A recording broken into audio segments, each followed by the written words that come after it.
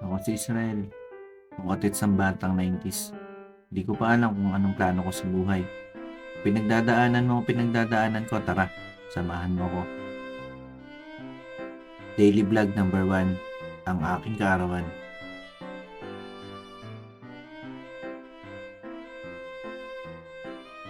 November 23 ngayon, hindi ko alam kung bakit masyadong maaga yung pagising ko.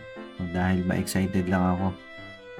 O dahil dun sa bagong aso namin na pagkakulit-kulit.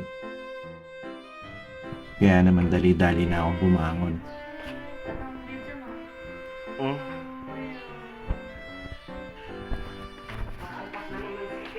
Nasaan na, ma? Ayun, sinulong ko tapos iniriyan ko ng Ito nga pala yung aso namin Belgian. Siguro nung past life niya, dati siyang kiti-kiti. Naghain na nga si mama para makapag-almusal kami. Ngayon nga lang pala ulit umuwi yung ate ko. Madalang kasi siyang umuwi dito sa Quezon kasi nasa Cavite siya. At itong aso namin, kung makikita nyo, sobrang likot niya. Hindi siya mapakali. Hindi ko ba alam kung dating sinapian to o dating bulate.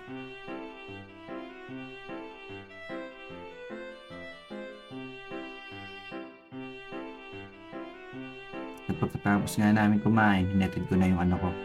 Parehas lang kami na pinapasukan ng anak ko kung saan ako nag-graduate ng last July. Lagi nga kami napapagtama ng magkapatid. Hindi ko alam kung magkasing taas lang ba kami o sadyang mukhang bata lang ako tingnan.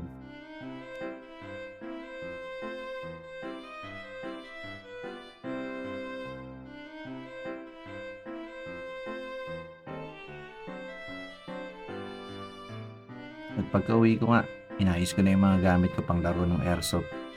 Malapit na kasing matapos ang gunban kaya nagre-ready na ako.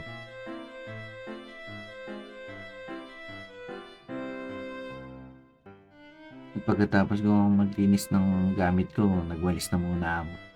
Para naman ma-very good ni ate at ni mama. Sabay naglampasan na rin ako.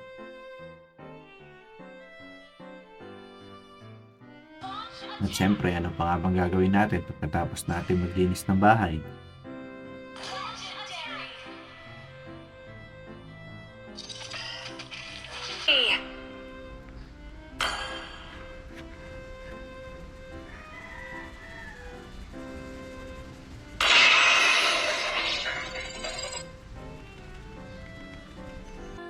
Hindi talaga kami naghahanda tuwing may karawan.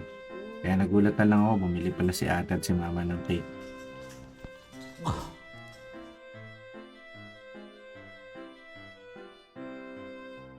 A few moments later. Hindi sana ako magiinom kaya lang ako yung kaibigan ko galing Maynila.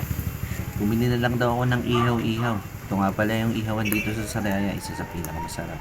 Kung sarayahin ka, alam mo kung saan na ito.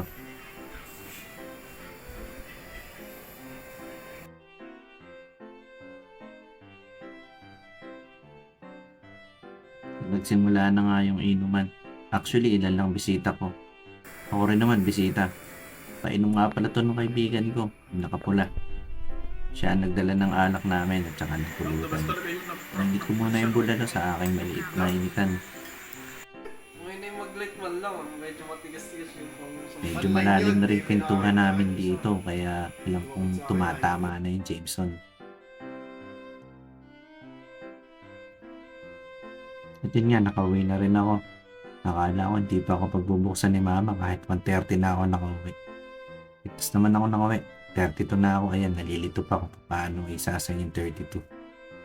Ganito na lang. Salamat.